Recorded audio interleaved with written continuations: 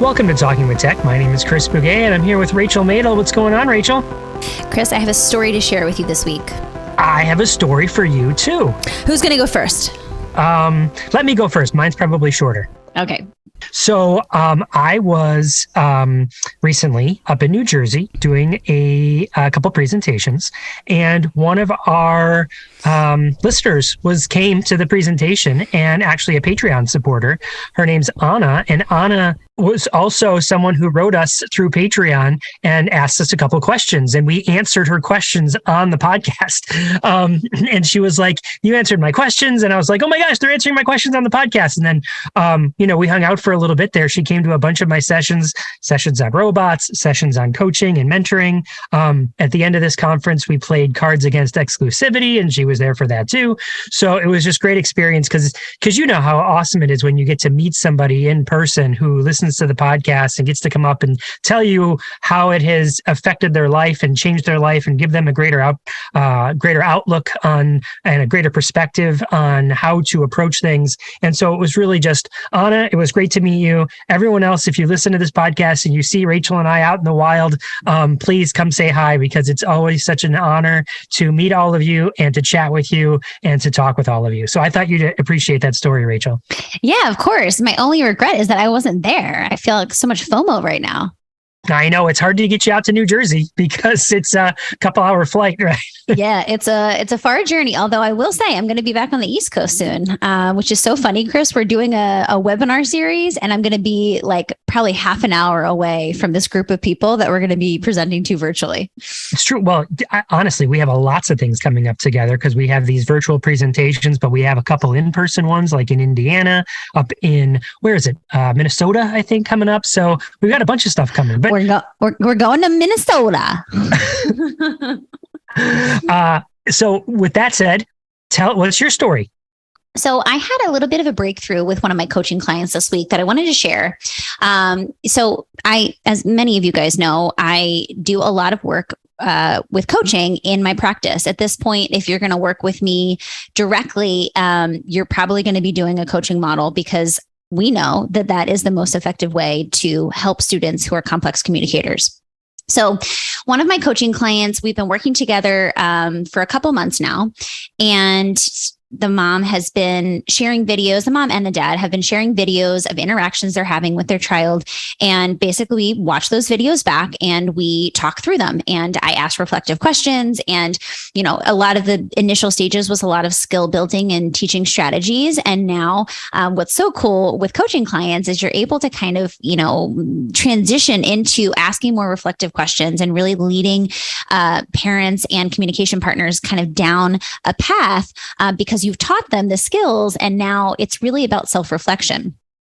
So for one of the coaching families that I'm working with, we had a session last week, and it was really, really exciting. We're watching a video on, the family has been working on literacy. We've been doing a literacy kick, and the video that they shared was kind of an aha moment for this family.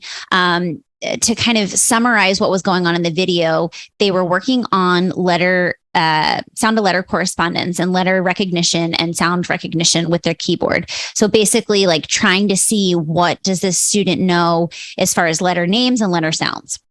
And there was a moment where you could tell that this student didn't really know the answer, right? And which I'm sure happens to the student a lot, but it was so interesting to watch kind of what it looks like for a student who tried to kind of answer, hesitated, and then you could tell he just had so much anxiety around the fact that he didn't know what the answer was. And we were watching it back, and it was this aha moment for the family. Oh my gosh, like he's so anxious right now. And like they didn't notice it in real time, right? So that's one of the benefits of the video modeling, right? Is like when you take a video and you can watch it back, you slow down the process, you notice things that you never would have noticed before. And it just opened up this really rich discussion on, how many times he's probably faced with a situation where he doesn't know the answer and he feels anxious about it. And he doesn't know what to do. You could see it like in his face, in his hands, like everything about him was transitioned from like, this is fun and engaging, and I feel like I'm doing, so great, to, oh my gosh, I don't know where this letter is and I don't know how to find it. And I don't know how to communicate that I don't know. And so I just wanted to share it on the podcast because I feel like there's probably so many situations that are similar that our students are in and they don't know, how to communicate what they don't know. And so teaching a compensatory strategy of, teaching kids how to say, I don't know, or I need help, should be at the forefront of our therapy because our kids are faced all the time with situations where they don't know an answer and they don't know the expectation. And especially if we're thinking about autistic students, there's a lot of dysregulation that can happen and anxiety that can build when they're not sure of an answer. So it's kind of twofold. One, like this student, it was like a really great opportunity to remember, like we need to teach those compensatory strategies for students, but also like such a great opportunity to talk, with this family about what this looks like, how we can prevent this, how we can shift into, activities that are less like right versus wrong and more into open-ended experiences where we just follow his lead. And so I just wanted to share it because I felt like it was just such an amazing moment to the point where I got goosebumps during the session. I was like, oh my gosh, like this is such a breakthrough. And now moving forward, like we can know this about this student and we can, make sure his team at school knows this. And, it really was such an eye-opening experience. And well, it might even be best to assume many students or all students that you work with are going to feel this anxiety, especially students. I think there's some evidence to suggest that students with disabilities are asked a lot more questions than students without disabilities, let alone having complex communication needs or using an AAC device. So, and then those questions, the way you're framing that, I just see this happen all the time.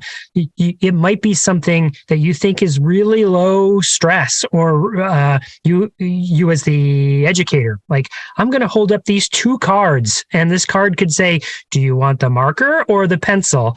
And there's no option for I don't know or I don't care, or, something that sort of illustrates that question is not relevant to me, So your takeaway there of let's just follow the student's lead and kind of introduce some fun activities, and let's not make it a quiz, and let's decrease the number of questions. It seems really poignant. I think it's feedback we often give in our presentations too, is like, all right, if you analyzed how many questions you asked in the last half hour, would you find, what's the percentage? Like, what's the percentage of questions you asked in 30 minutes? Is it super high? Compared to, when I say percentage, questions versus statements versus comments. And I will bet it is pretty high on just quizzing kids by asking them questions. And then go ahead. No, you go ahead. You had another thought. I just had the other thought that you mentioned, but it is so poignant and important, is the aha moment that everybody had by watching that video. So again, how often are we actually looking at video and reflecting on our own practice, or are we helping parents reflect on their practice, or helping an educator reflect on their practice? But that power of video cannot be understated. I could not agree more. I feel like, we talk a lot about this during our coaching talk, Chris. How do professional athletes get better at their craft? They watch their tapes. How do, we get better as communication partners? Like, we watch ourselves back and we, reflect on what we did and how we could do things differently. But is the question. But do we? I do. Yeah. But I will say I do it because I do a lot of speaking, engagements, and I share a lot of videos from my therapy, and I share on social media, so I'm kind of in a position where I'm always kind of scouring through my therapy videos to find kind of some gems and some nuggets to share, online. But yeah, I mean, if you want to be a better coach, start watching your videos back. If you want to be a better SLP, start watching, videos of your sessions back, and you'll start noticing things that you would have never thought of in real time. If you want to be a better communication partner, record yourself working with the student, and then, analyzing how well your own skills were at becoming a better communication partner. Did I wait long enough? Did I expand? Did I repeat what the student said on the communication device? You can watch the video back. And then there's all these other things that you might notice besides just what you're looking for. But like you just did, you're like, oh my gosh, look at the anxiety. Look at how we just noticed this student's anxiety go from 0, non-existent, to a 5, 6, 7, or 8 on a scale of 1 to 10. What other things would you notice if you watch a video back? I want to share something funny, Chris. So I was recording a new module for my course, AAC Ally, and it was basically me watching back an assessment that I did and kind of talking through it in a clinical way. And in real time, as I was recording this module, I noticed that I didn't attribute meaning. And it's like, this is something that we talk about all the time, taking what a student says and really, attributing meaning to that is how they'll learn. And I completely ignored what this student said on their AAC, and I just redirected to something else. And it was a funny moment because it was literally like, and see what I just did there? Don't do that. But it's just a perfect example of like, we teach these concepts. We have a podcast about AAC. Everyone thinks like they don't do those things. No, we're all human and we all do the things that we know we're not supposed to do. Yeah. Well, I mean, even Tom Brady throws interceptions sometime, right? Like the best quarterback ever will throw an interception. And so you can't be perfect, but you can be better, right? And then you can use that moment to be like, I see what I did there. I'll try and do better next time, right? Yeah, I totally get that. And I think it should be expected. Like, and the other thing, I guess, is if you're pointing that out to the people that signed up for AAC Ally or parents in a coaching call, that gives them a little bit of like, right, even Rachel makes mistakes. I can't be perfect either, because sometimes people get really down on themselves. Totally. I feel like that's a strategy that I use, especially during coaching, and even just mentorship when I'm mentoring other SLPs, supervising them in my, practice. It's like we all have to be upfront and honest and authentic about when we make mistakes, and it really helps level the playing field because we all, make mistakes and we all, could do better at any given moment of time.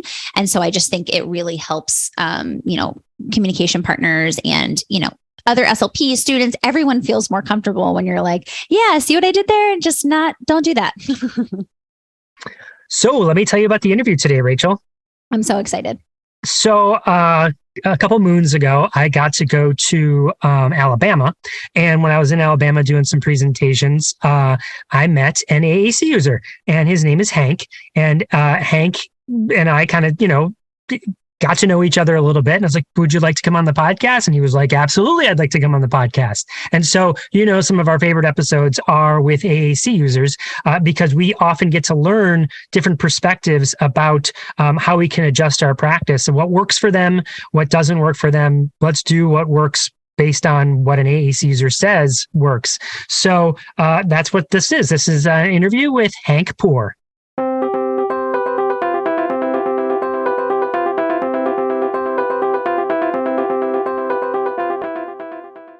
Hi everybody, this is Chris, the Vice President of Impact Voices. I have exciting news. Registration is open for Impact Voices Live Hangout in celebration. It is time to register for this exciting new conference. This is the only conference bringing the business and AAC community together to network. We are going to impact, empower, and connect everybody.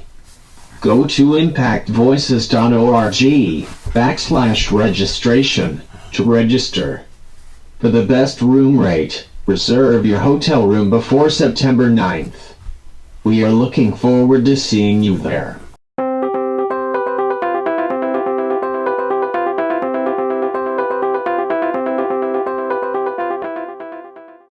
Welcome to the Talking with Tech podcast. My name is Chris Bouguet, and today I have the great fortune of talking to Hank Poore. Hank, am I saying your last name right? Poore? P-O-O-R-E? Yeah. Excellent. So, Hank, tell us a little bit about who you are and what you do. Hi, my name is Hank Poore, and I'm a director of a nonprofit organization called the Hank Poore Foundation that helps people with disabilities in my community. I'm 21 years old and the youngest of 4 kids. I have been fortunate enough to grow up in a university town, which has given me access to good schools, good therapists, and great recreational opportunities. I've always been a motivated person, even when the time I was born, and I've always worked hard to surpass the expectations that others have put on me. Hank, it's so great to welcome you to the show and for being here. Let me just give the listeners a little bit of background about how you and I met.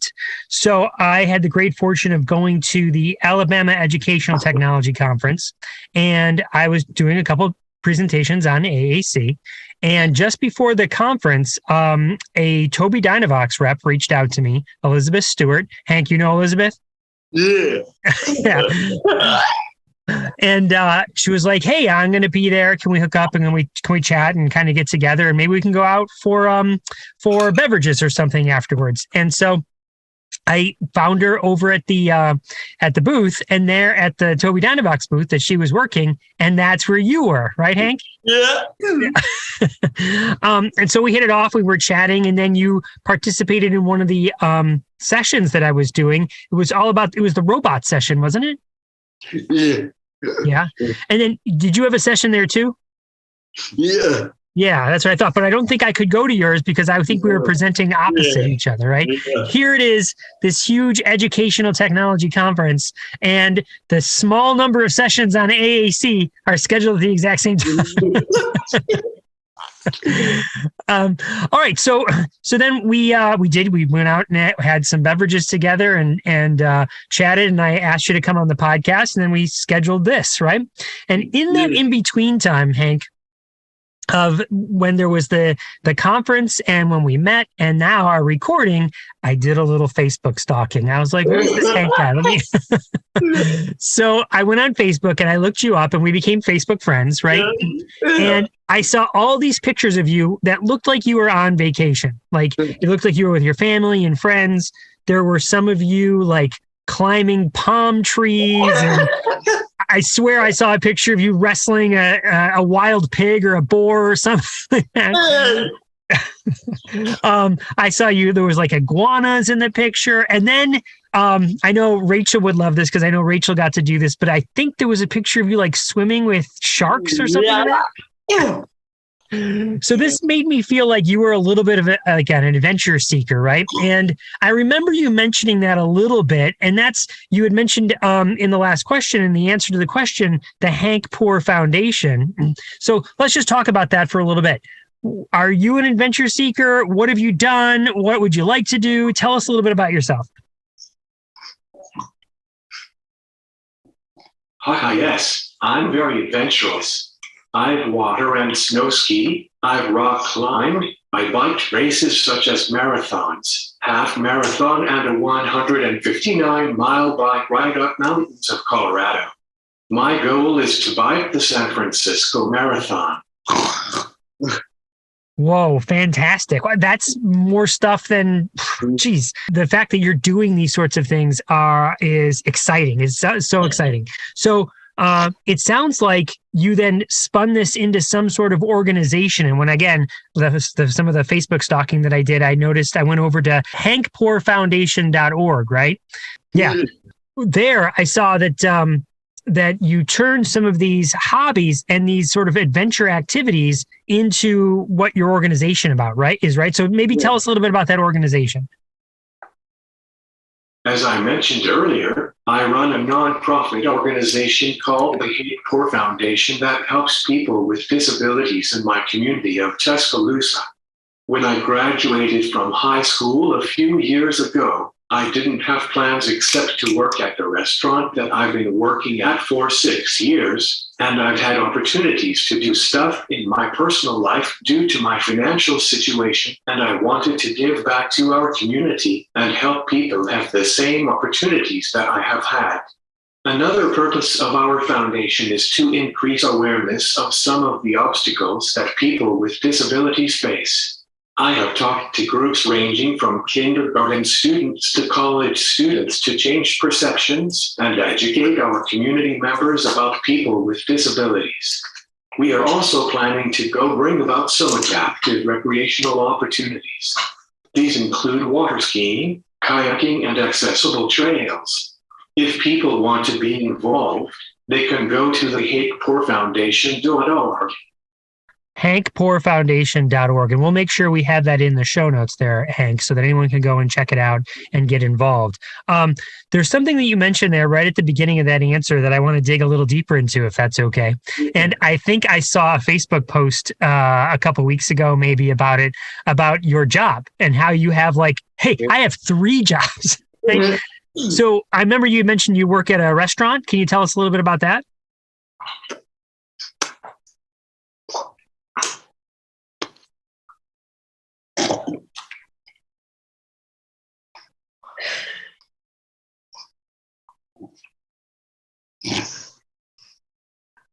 I've been working at Urban Cookhouse for 5 years, and I have a tray that attaches to the back of my wheelchair, and I deliver food to customers at tables.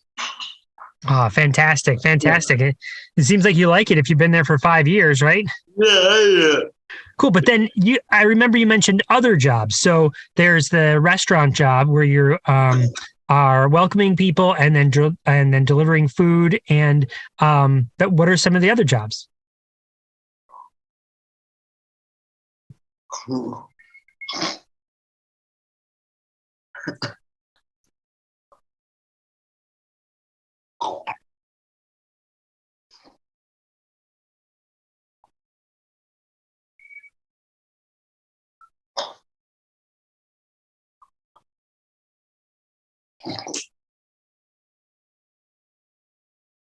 I am a host at a bar called Sessions, and I take people to their tables. I used to work at a coffee shop, but I resigned in May from there. Gotcha. Can I just ask you one more question about these jobs? So you had mentioned that one of the reasons that you created the foundation was because you recognized that you grew up in a town that had resources, you had supports that maybe other people don't. I know that we have quite a few AAC users that listen to the podcast, and they might be looking for advice from somebody who, hey, this guy's got 2 jobs and he runs an organization. How do I get a job? What advice might you give an AAC user who is looking for employment?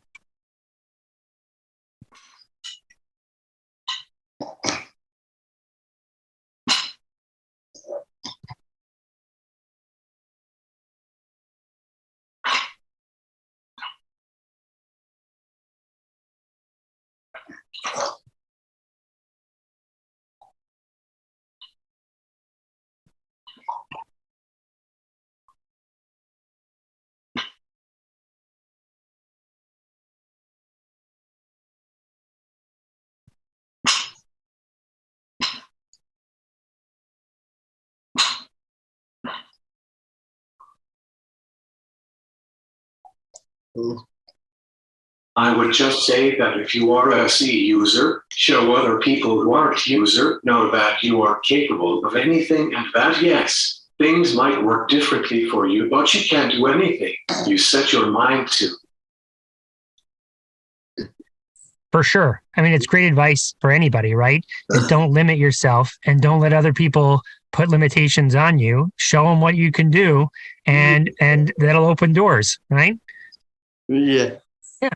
To that point, I was so excited to see you not at a special ed conference, but an Alabama Educational Technology Conference, right? Like I said, that's where we met. This was for anyone who's interested in technology, that works in educational technology, that is in Alabama. And I guess other states could come too. It's mostly people in Alabama, right?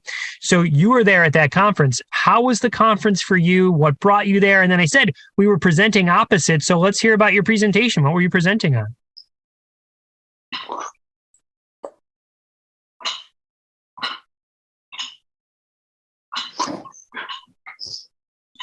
The conference was awesome for me. I was invited by my close friend, Elizabeth Stewart.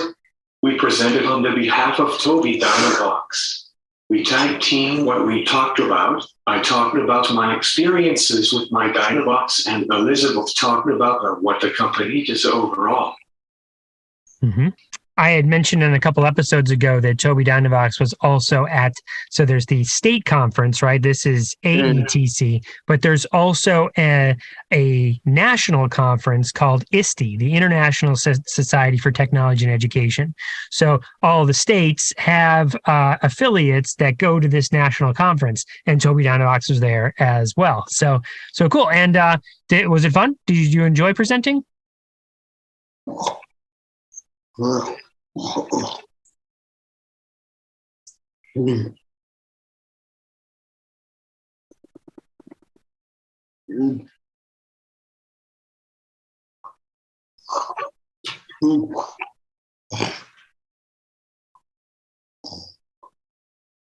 Yes, I loved it so much that me and Elizabeth are going to another one in January in Orlando. I don't remember the name off the top of my head, but it's a big conference. I know it, Hank. I'm going to be there. We're going to get to see each other again. It's called ATIA. Is that the one? Yeah, fantastic. It is a great time. It is like a big party because so many people that work in our space kind of get together there. So you're going to meet so many. You've never been before, right? No. Okay, you're gonna have a blast. I promise you. So great. All right, I'll see you in January. Now you mentioned that you presented on your experience with Tobi Dynavox, and how about let's talk about, let's dig into that for a second here. What's your history with AAC? Can you tell us a little bit about those early years, how you ended up with what you use and what you use now? So many people that listen to this podcast are interested in figuring out, how can I help the people I work with become proficient users? So hearing about your experiences can help tie into other people's experiences.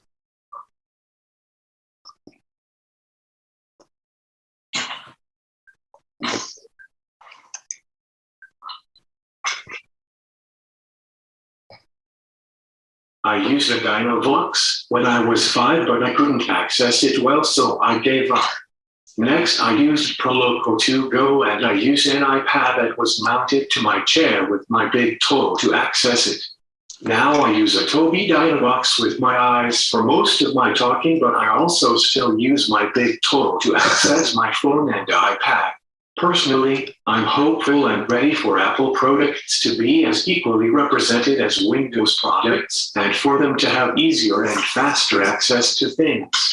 I would also like for devices to have more realistic sounding voices.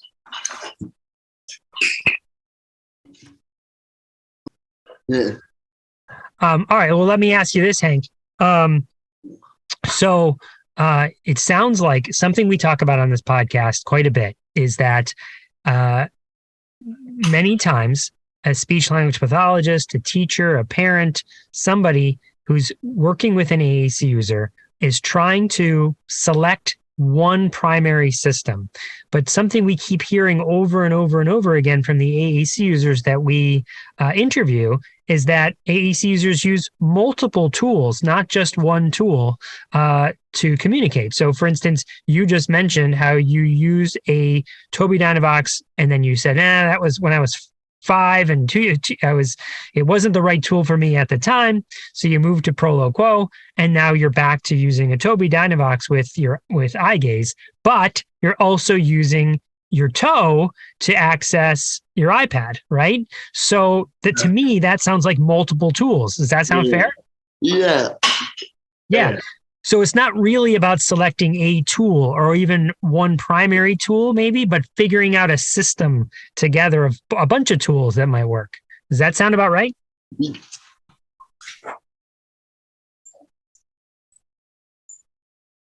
Yes, I completely agree with that. Coming from a person who has a lot of experience with the disability world, sometimes you have to try a lot of tools to test out and wait for the right thing to come to you. Try out some things and you'll get an impression of what works for you and what don't like this. This is uncomfortable for me. Oh, this one's not as bad as that other one. Oh, I really like this one. That sort of thing.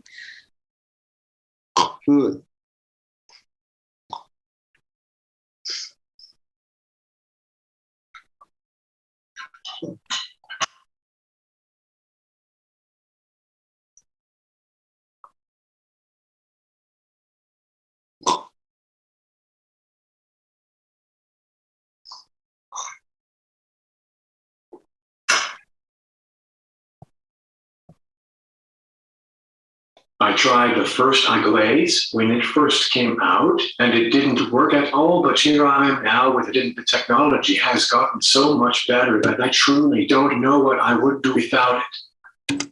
Mm-hmm.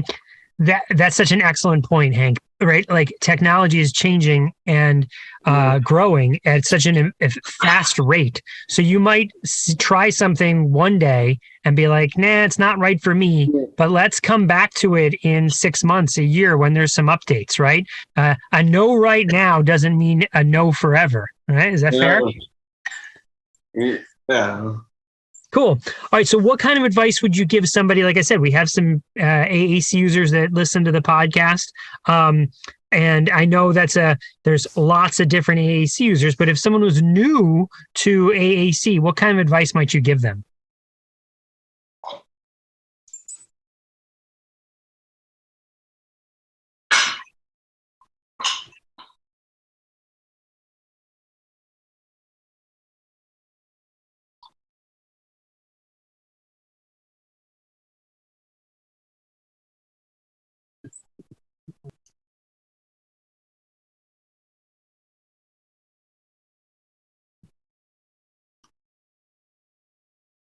I would just say, yes, your experience with this kind of technology will be hard throughout your life, and you will feel like giving up, but you'll get used to it, and it will come naturally to you throughout the years that you use and get comfortable with it.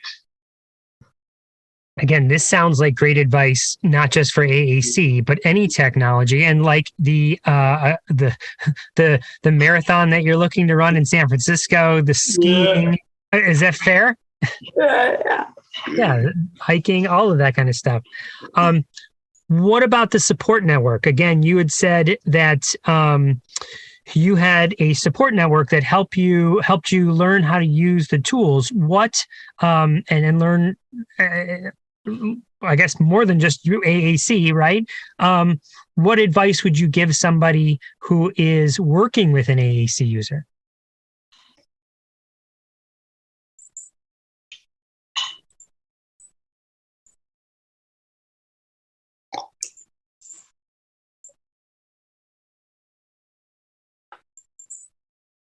If I could give an AAC user advice, I would probably just say, don't give up and show people that even though you have a speech device to say stuff, you have a lot to say and you have a right to be heard. If you are a speech therapist, I would probably just say, be patient and listen to your actual clients. And I don't really have a lot of do's and don'ts, but one of my do's is to think outside of the box. I just received a device that will allow me to use iGlaze on my laptop, so I'm excited about the doors that will open. Fantastic, Hank. Yeah, so you just received, tell me that last part again. You can use iGaze now? Yeah. Huh? On your device, or do you mean on your iPad? On my PC computer, but I'm trying to get the new case for my iPad.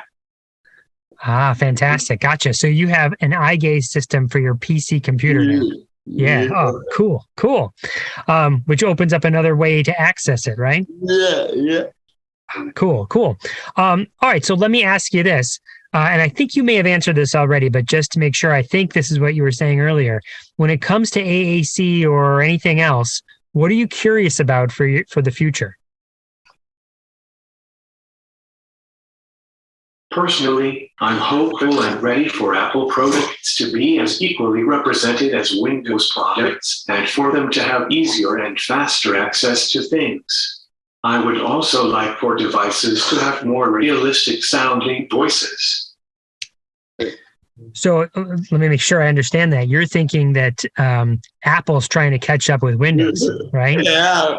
So it's kind of good that these companies compete against each other, right? Yeah. Because it's a new accessibility feature, then we got to have it too. And they go, it just helps everyone who's using the tools, right? Yeah. Cool.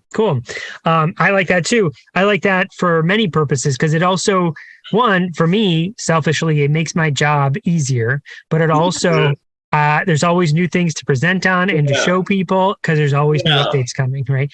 And it's funny you say that too, Hank, because Microsoft for a while now has really understood accessibility and has understood that if we make things more accessible, we get more users and we get more money if we have more users. So why do we make things accessible?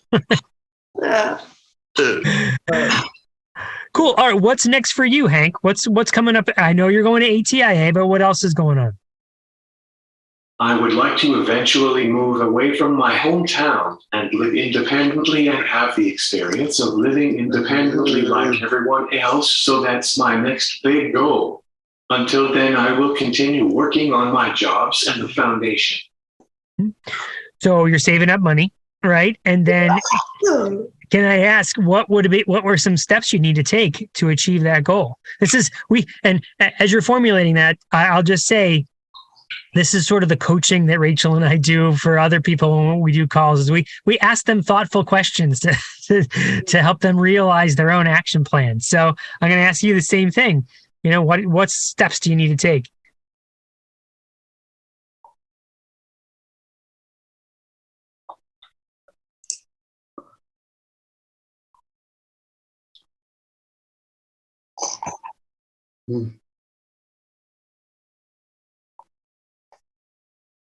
Well, I have a Google Docs that I started putting research on, and I've been looking up stuff for 2 years ago, and I've been talking with my friends who have disabilities and work with people who have disabilities and trying to get feedback from them. I also been trying to go to retail stores alone and seeing how the employees interact with me since I have different ways of buying stuff than typical people buy stuff. Sounds like a great strategy. Use your network to learn strategies about how to accomplish your goals, right? It's your friends and your professional network to help. Sounds great. And it also sounds like you're using other technology, Google Docs, to maintain it and go back and reference and take notes on it, right? Yeah. Hank, how can people reach you? If they wanted to learn more, go to, I know, hankpoorefoundation.org, but how do they contact you if they wanted to learn more?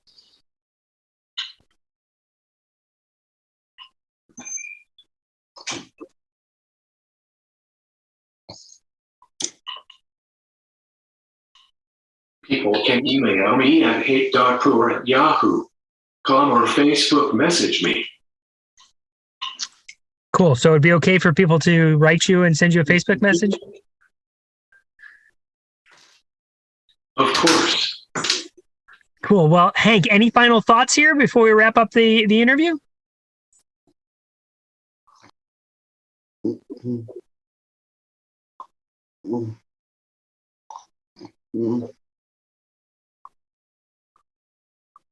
No, thank you for letting me be a part of your podcast. I've enjoyed it.